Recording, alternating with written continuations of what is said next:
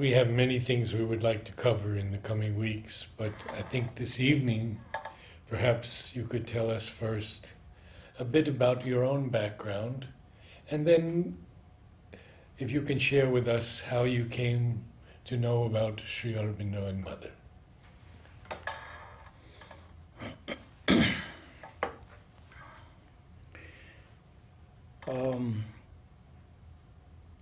Let me start with the second part, because I think the stories of outer and inner lives are often interwoven in all of us. My first, well, if I may use the word encounter, first time that I came to know of Mother was somewhere when I was in the college, Armed Forces Medical College, doing my medicine, undergraduate medicine. And it must be the year 1980. Yes, it was 1980. I just entered the final MBBS, and I started having some strange experiences. I am being very frank about it, because otherwise, it remains disconnected. I may like to mention that before all this, as a child, I had a strange attraction for Krishna. So much so that as a baby, even up till 10 years of age, I would sleep with Krishna by my side. And I didn't want my parents to be near me, but I was very, very attached to Krishna. Almost like not almost like a intimate friend. And my other leaning was towards Mother Saraswati. So I used to both participate very actively, pray to her, and do Gayatri mantras. That was one part of the inner life. And the outer life as a student was going on as I got selected into various medical colleges and chose for Armed Forces Medical College, Pune. So like any other adolescent, I guess, a lot of questions used to come to my mind that what's life, what is the purpose, what is the larger picture, if any. And whatever I read did not satisfy me. I read a lot of Indian literature, practically most of Indian literature, including the Vedas, various commentaries on the Gita, some of the Upanishads, Shankaracharya, and many other, Ramayana, of course, Mahabharata, Bhagavad Puran, and also quite a bit of Western literature. Swami Vivekananda's complete works, Sri Ramakrishna Paramahans, Gospel. And though I liked, something in everything, but it didn't answer, it raised more questions.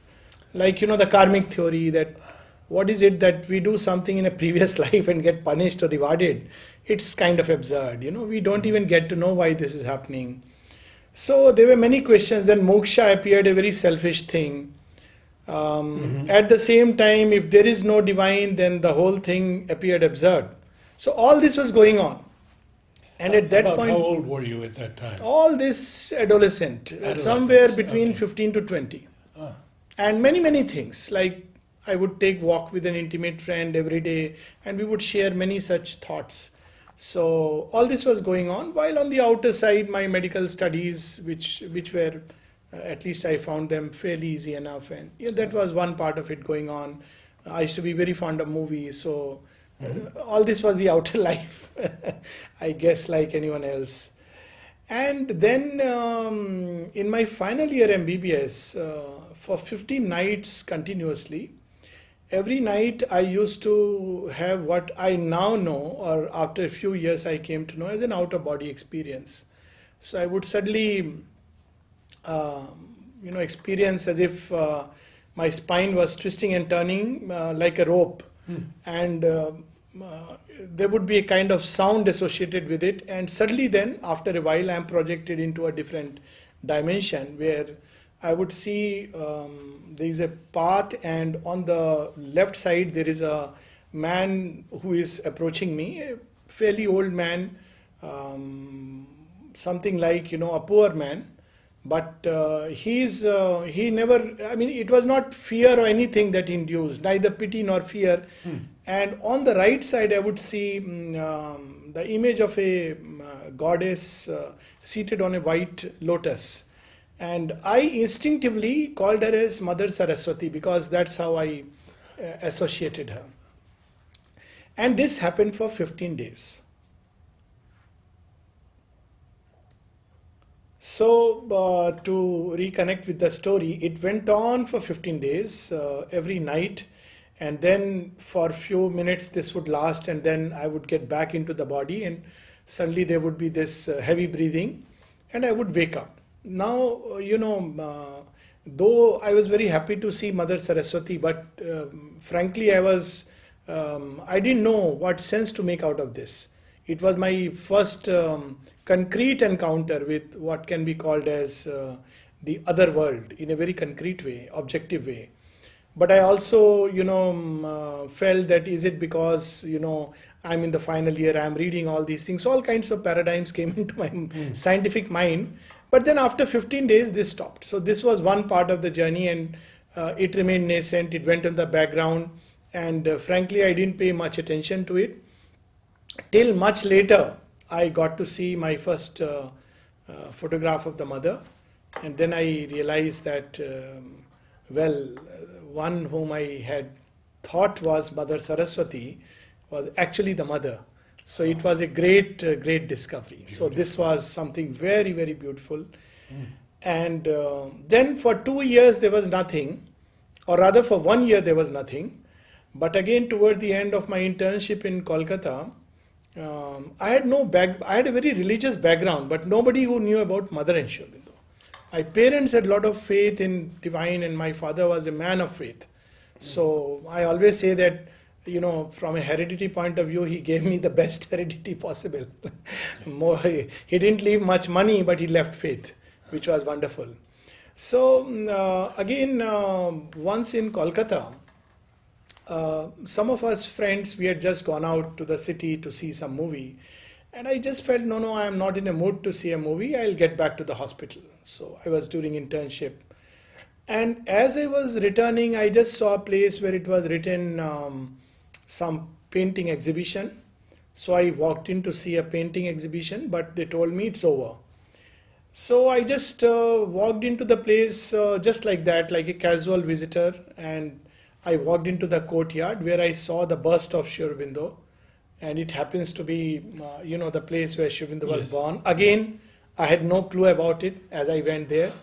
But when I saw Sri Aurobindo's bust, the first thought that came to my mind crossed like this: it is the most perfect human form ever upon earth. That's it. That was a sentence. And I sat down to meditate. It was such a bliss. And I don't remember when I came out and how I walked back. Like a fool, I did not even notice what exact place is it, so that later on I could go back. I didn't know it is Sri Aurobindo I have seen. So was there any connection with the old man in your vision? No, that I came to know much later who that old man represented. In fact, I didn't even try to understand it. For me, the Saraswati part was far more interesting and intriguing. So anyway, so it was strange. Again, Sri Aurobindo came and gave me a glimpse, and again he hid himself. Another couple of years passed, and then came the concrete touch. So by then I had become an agnostic. I started believing that maybe, all this salvation and all this is too selfish. I don't want to go into this direction. And worldly life, the kind of aims, they don't interest me much. But maybe I can be a good human being and a good doctor. That was enough for me. That was the limit of what I would like to be. And I had just got married 6 months, and I was on posting from Jorhat to Patiala. No, Jorhat to Bikaner. And on the way we stopped at Kolkata. In Kolkata, that day, it's an amazing day, and casually in Connaught Place, I entered a shop called Bookworm, where I suddenly saw this book, The Synthesis of Yoga, Sri Aurobindo. And I'm just wondering, after seeing that name did something, and I'm wondering, who is this yogi I have not read? Because I had an impression that I have read almost all the yogis and great men, and I said, who is this yogi I have not read who has written about yoga? So I took that book and opened, and it was written, All Life is Yoga. And it was like a mantra that I have found it. I can't describe. It was like an aha feeling. Here is my answer. So I picked up that book feeling such a joy that I cannot really recount that joy. What for I felt a joy. That evening I met a friend of mine who was my college mate, who is right now in New York, and he's a psychiatrist. He was going to fly off to New York in a couple of days, and it was like our last meeting before he flies off. And that evening, again something interesting happened. As a parting gift, he gives to me The Secret of the Vedas by Sri Aurobindo. And he tells me that, I wanted to give you the synthesis of yoga. Oh. And I said, I have got it. And I tell you, every chapter that I read after that was not just an answer. Then I thought I am experiencing these chapters. Now I know it was like a glimpse which was given. Experience is a very big word. But that time I would slip into these states, and my wife got a little worried. My in-laws got worried. What's happening to him? And it was so wonderful. Every chapter that I would read it, it was like, this is it. And then the rest, so many things happened. So many, whole life has been a journey of grace and mother's love. What more can I say? Now, one more thing which I may like to add, This was, of course, reading Sri Aurobindo. Till then I didn't know about mother. So these books, that especially old-time books, they don't even carry a little life sketch of Sri Aurobindo. So you don't know. All that you see is that published there in Pondicherry, and it doesn't connect anything, And then suddenly Sri Aurobindo started coming from every side. Wherever I would go, somebody would suddenly talk about it, or on a table I would see something from Sri Aurobindo. Somebody's home, I would see Sri Aurobindo's picture, many such things. One day I tuned into the radio and there was a program on Auroville. Everything was pushing in that direction. So seeing my intensity of feelings, my wife suggested, why don't you find out if he is still there or not there, and how do you go? So I said, that's a good idea. So I checked out and I saw that, I have Pondicherry is the place where there is an ashram. That much I could find out. Those were days when Google search, at least I was not aware of Google search. So I found out that yes, there is an ashram, and I can go there and find out rest for myself. During that time, I got a trip to Bangalore for a brief course for 4 weeks, and I had to find a place for stay. So looking for a place to stay, I again chanced into a Sri Aurobindo center near Alsul Lake. I don't know if you have been there or not. It's a lovely place. Now relics are there. And as I entered the place, I entered because it was a beautiful place, and again it was written Nature's Art Gallery or something like that. So I was drawn to that. I didn't know there are Sri Aurobindo centers. So I just chanced and walked into one of the rooms, and I saw mother's photograph. Now the strange part is the photograph that I have seen and I recollect till date. Later on I came to know that photograph was never there, but whatever it be, they had some other photographs of Sri Aurobindo. Sitting or standing in the lotus? Sitting. No, not the same photograph on the lotus. Oh. I saw a photograph where she is sitting on the chair, but only this much bust is there. But I know it's the sitting photograph because later on I know all the photographs. So as I stood and bowed down before her, it was something very strange, and it's a bit of humor in it. For 3 years during my internship, I had got into the habit of smoking. It's one of those things you pick up as a young doctor, and then I was trying to get rid of it and tried many things, changing brands, having expensive brands, keeping just 2 or 3 at my home, not keeping at home, but I just couldn't get rid of it. And as I stood before her, after a long time, I suddenly bowed. I don't know, because I had developed this feeling that why should one bow to a human guru? Humans are humans and God is God. But suddenly I bowed. And somewhere above the head, if I may say so, I heard a command. And the command is a strange command, because people hear lovely commands. I got a command, stop smoking. And the beauty is that it was not just a command, but the power came with it. And as I walked out, I was a free man, never felt the urge. And I even tried, I was trying to remember that how come I'm not feeling the urge to smoke. That's it. So that was my first assignment. So you were in Bangalore. Yes. When did you first come to Pondicherry, to the ashram? Okay. So then I was in Bangalore and I gathered all the information. I stayed in that place and many things happened, but my wife had not turned towards Mother and Sri Aurobindo. She comes from a lineage of Sikh gurus, they are followers of Radha Swamis. And I believe that each person should be free to follow. So I never told her that, you have to follow. And she never came in my way, but she was not really interested. So if I would read something on Mother and Sri Aurobindo, she would be, watching television or reading something else. It was fine.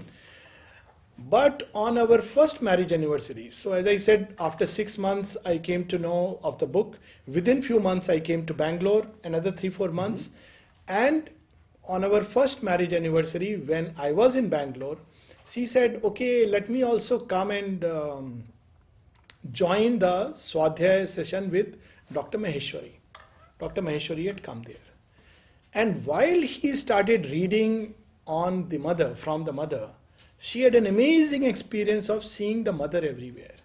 And she started crying and crying and crying, and I wondered what's gone wrong with her. Has she gone crazy? And I asked Dr. Maheshwari. He said, no, let her sit. For a couple of hours, she kept sitting in the room, and then she came out, and then she said what happened to her. So for me, it was, for her, of course, it was very special. For me, it was a golden gift on our first marriage anniversary. And it was like, this resolved so many difficulties, because otherwise, very well, if the wife doesn't walk with you on the path, it can be so difficult. So this was one thing which happened, and then very soon we took the journey to Pondicherry. But now, interesting thing that happened was that she doesn't believe in avatars and all, and I also, as I said, at that point of time, I didn't believe in, that worship and bowing to a human guru. So all these ideas were there. So divine has a wonderful sense of humor as always. So as we landed on the bus stand, suddenly an auto rickshaw came and he said, Auroville? And we didn't know the difference between Auroville and Ashram. We said yes. We were so happy. And then he said, Matri Mandir? We said yes, not knowing anything. Only to realize that he dropped us around maybe early morning 5 o'clock in the middle of nowhere, and we are wondering where is this mandir and where are we? And of course we stayed for 2 days, went around Auroville, loved it, and came back, not knowing that we have not been to the ashram. And I would say so happily, such a wonderful place. You don't even have a samadhi of Mother and Sri Aurobindo. For me it was like, so beautiful, because even that is not there. Nobody to worship. See how they were playing with me. And I didn't realize what I missed that time. And people were, some of them said, what? Samadhi? But of course there is Samadhi. I said, no. So then, What year was this, Alok? This is 85. And then, naturally after a little conversation, I realized that I went somewhere else. But I was very happy. So I didn't know what I missed. Honestly, it didn't strike me that I must make a trip again to the ashram. But very soon, within a month, another course came. I was again back to Bangalore. And 18th, 19th, 20th June, I had free days. So I thought I have come, let me go to Pondicherry. So not realizing the significance of birthday, on 18th evening, I reached Pondicherry. And Maheshwari ji I met because he was the only person I knew. And I have not told him that tomorrow is my birthday. So I didn't know, what's the big deal about it? So we were sitting on the seashore. And I asked him that I want to just go down and sit for a while. And those days it was all rocky. Oh, yes. So I just sat for a while and I had a nice, interesting, again, it was a vision, experience. I saw certain things. I was in mother's lap and Kavita was also there, my wife. And when I came back, I was puzzled. What did I see? Did I imagine? All this started happening. So as I was climbing up, I suddenly slipped, maybe because I was not conscious. And while I was slipping and falling on the rocks, I actually experienced some hand breaking it like a strobe effect. And I was experiencing delight. I was lying on rocks, not a scratch. And I felt like a flower is placed. And I was experiencing a lot of happiness inside. Strangely, because of course of the touch. Now I understand all And this. those slippery rocks. Yeah. Very But dangerous. Maheshwari ji saw suddenly a head vanish and he shouted, Alok. And then I came back to my normal state and I said, I am fine. I got up, nothing. So I explained to him, told him all that happened. And Chandradeep, he was that time coming on the seashore, taking a walk. And he said, why don't you tell him what you experienced? I told him. He said, why don't you ask your wife, did she experience something at that moment? So I asked her later on, and I came to know she was wearing the same sari and she had a terrible, headache, and she felt she's going to die. And around the same time, it all vanished, that thought and the headache and everything. But that apart, next day, without knowing the significance of birthday, I go to the ashram and I see this line and I ask them, where is it going to Sri Aurobindo's room? So first time I have gone to Sri Aurobindo's room on my birthday without knowing the significance of birthday. It's only later on that. So for me it's so wonderful that if anybody asks me, when did you come to the ashram on my birthday? So my birthday is also the same day. And then, I came to know what I missed and, it was finished. Like, since then, it's just mother. What can I say? But I realized how foolish man can be, how stupid his intellect can be. And when we think we are so great that we don't bow before a human being and, we feel that not worshipping is a sign of superiority, it's such a sign of sheer idiocy. But all that I came to know after reaching Pondicherry. And when did you move here? Well, in a way, after that, I would say something of mine just stayed. She just took me in such a way and made me connect with the work. So after that, Patiala, I was fully involved with the center. It's all a story of one wonder after another. Inner and outer. It's a book of wonders. I'll just share with you two things. One, when I was taking a walk in Patiala, and obviously that aspiration was born, and I'm thinking, why doesn't he come to us? Why is he so far? Why does one have to do so much sadhana? And suddenly I felt the descent of a concrete piece. And everything suddenly became very far off. The trucks and vehicles, it was a narrow road, mind you, and it was a strange experience. But the beauty of it was that though I had aspired for it, my wife also got the same experience, which we shared later on. It was like an objective, scientifically verified thing, that something concrete which can contaminate things around. We were going to watch a movie after the walk, but obviously we couldn't watch the movie. We didn't feel hungry. We didn't eat anything. We were feeling so blissful and peaceful. So we just slept off till next day morning, 10 o'clock, this experience remained, and slowly it, receded into the background. But it prepared a ground for what was going to come next. I got into, just serving her.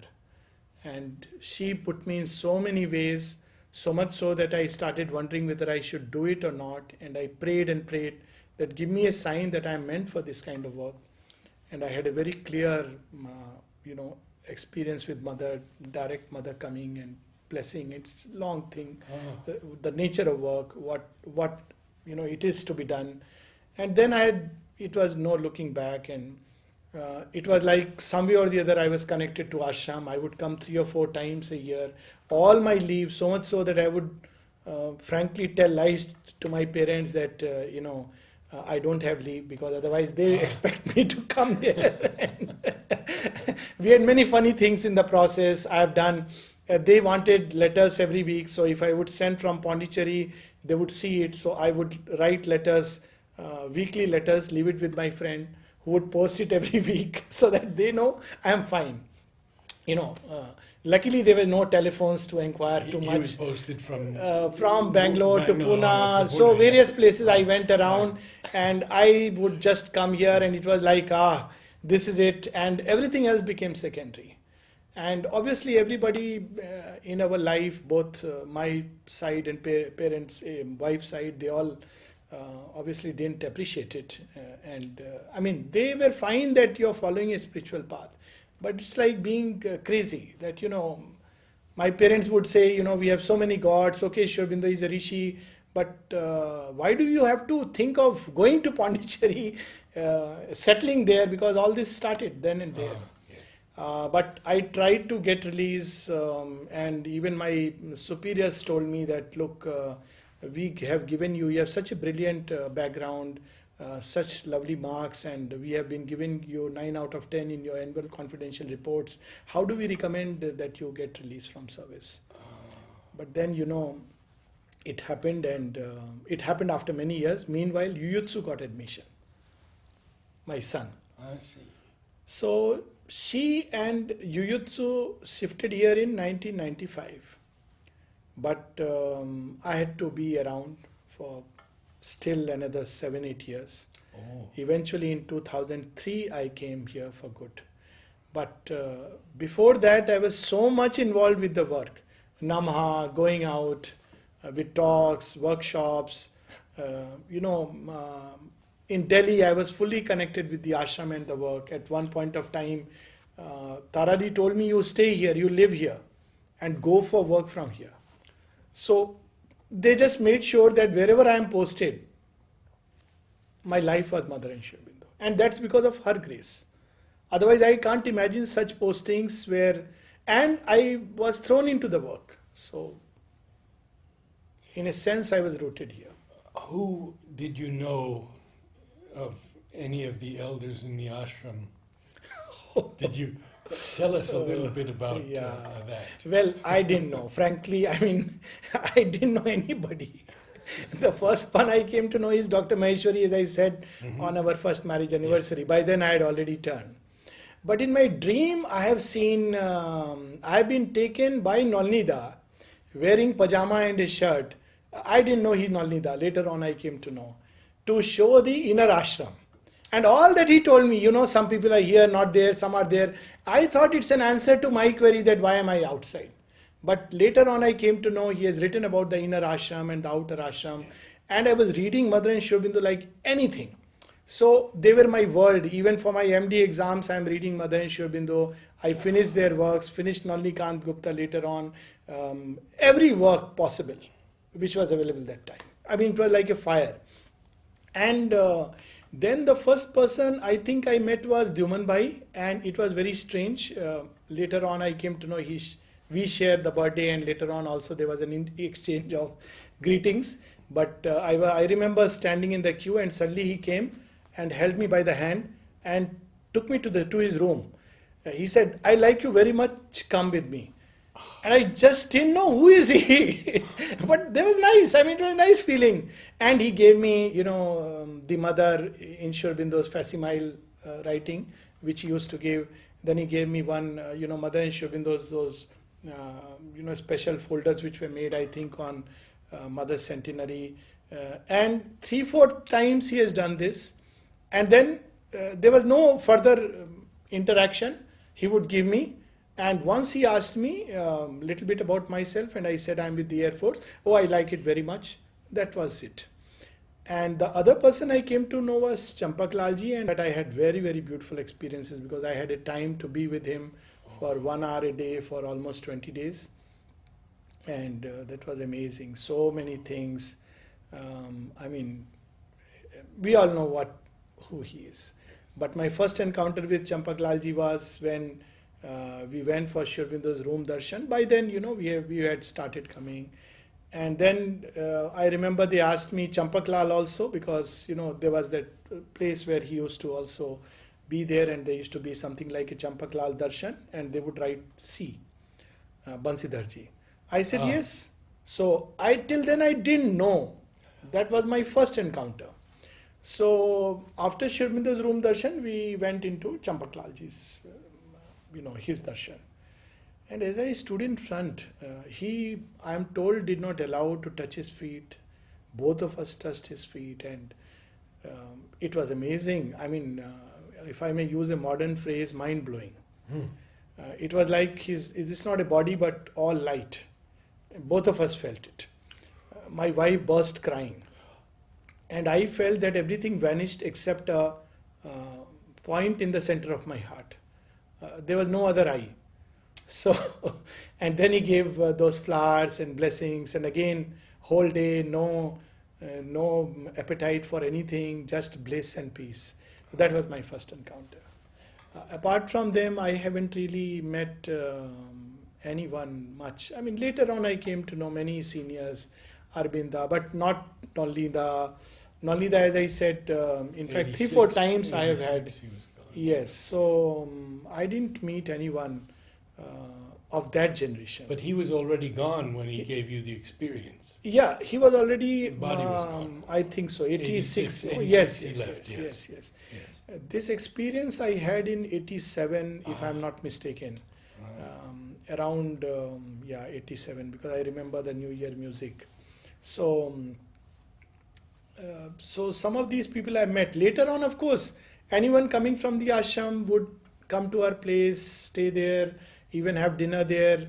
Among the present ones, Parikshit Da has come, Richard has come, quite a few people have come like that. They would come, and we used to feel such a joy that somebody has come from the ashram. So it was like, always felt part of the ashram. And so many things happened. The life was centered around her. And all because of her grace. I couldn't have imagined a more beautiful life where being outside from morning till night, it was she or her work. That's it. When did you first receive the inspiration, if I might say, to speak on Sri Aurobindo and Mother? Well, I didn't receive any inspiration. I used to stay, I love to stay in the background. Even now I am very reticent, but it's a kind of destiny. So the first time it happened was when Taradi, she has an eye. I think Taradi and Vijay Bhai have been that way prepared to pick up people, something they know intuitively. So Taradi suddenly one day in Delhi Ashram, 96, when I was sitting there on teas, he said, why don't you take a camp in Nainital? I said, Taradi, I mean, I am not, the kind who would take camps and all. And frankly, I didn't much believe in talking and all. Honestly, I never used to go to hear anyone. So it was a paradox. She said, no, you take something on health and spirituality. So I said, okay, fine. I mean, I reluctantly agreed after a little bit of coaxing.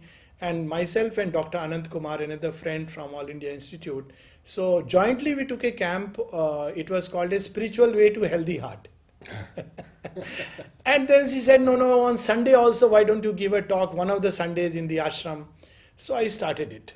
But then I started developing this doubt that should I do it or should I not? Because though a lot of people liked it, but I was aware of the dangers of such a thing, and I had to be very, very careful about the ego part. I used to write a lot spontaneously. Lot of things would come. For hours I could write spontaneously, but I never wanted to publish anything because I thought, it's all a play of ego, honestly. So then once I had quite a few of these experiences. Whenever I would put to the mother this question, I would open Savitri, which I loved reading, or prayers and meditation, or inwardly, or I'll see a dream that yes, this is a work, one of the work given to you. But still I wanted something very concrete because I saw I was getting more and more pushed into it without my wanting it. Not once have I wanted to or told that I want to take this camp or go for this talk. Not even once. So then one day I had a very strange experience of actually I saw the mother, and that time my soul spoke out to her that I want to do your work. I was doing it, but I didn't know this is my aspiration. Yes. I want to serve you. Both these things. And she said, it is very difficult. I said, Mother, but I want to do this. She said, it is very difficult. Third time when I said, I want to serve you, she said, look and see. So I saw suddenly people from all over the world around her. And she said, this is the kind of work you have to do. Now, that time it was like in this one sentence, she had compressed everything. And then with gratitude, I burst into crying and she took me into her arms. And like after a while, I just experienced that I am inside her. So then that was very clear that this is one of the work that she has given me. But till then I had never not traveled abroad or gone beyond Nainital and some talks here and there. But after that, it all started without my asking, without my wanting, without any clue about anything, without even a wish to go anywhere. And I am not the type who loves to travel much or see places. How I met HP, just as an aside, Chandresh was the one who first called me to US for that Redwood conference. So suddenly, San Francisco, suddenly HP, I met this man and he tells me, have you been to San Francisco? I said, no. You haven't seen the city? I said, no, I haven't. You want to go? I said, no, nothing particular, I am fine here. No, come. And you know how he is, he made me sit in his car. Within the next, I don't know, 2 hours or 3 hours or 4 hours, he took me through a crash tour of San Francisco, brought me back. So that's how I am. I really don't feel like going, but it's a strange destiny that now I have traveled these 5 continents. It's her work. And there's a great joy in doing it as long as she wants me to do it. And honestly, it's just a trust that she has given me and I take it like that. I don't think I am worthy of all the grace and love that she has poured. And once I asked this question to Maheshwari ji, he said, that's why it is grace. Grace is something which is not given because you deserve it. So I said, that's good. So that's my mantra. I know I am not worthy, but your grace and love is infinite. And always I am reminded of a beautiful line from Tulsidas, which I read long back in Ramayana. He tells Lord Rama, he says, a master like you and a slave like me, Rama so Swami, Kusevak Moso, a horrible slave, bad slave like me. If you look at my defects, you will never keep me near. But if you look at your grace, which is infinite, then you will never let me go. So I know that it is just their infinite grace and love. And till date, till the hour, life is packed with wonders of her grace and love. And that's it. All other things are really just incidental.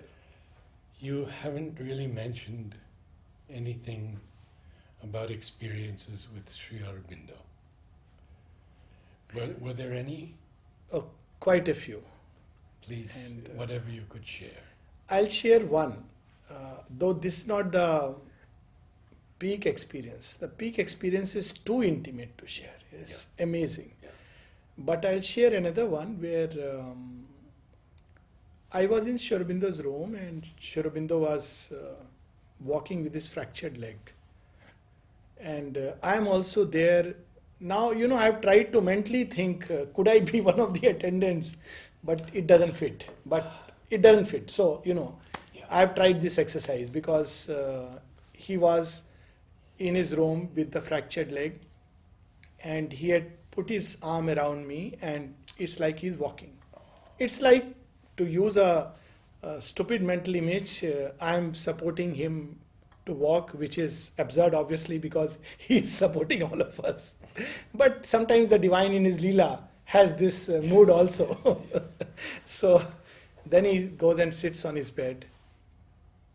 And I asked him first, sir, tell me about the light of Brahman.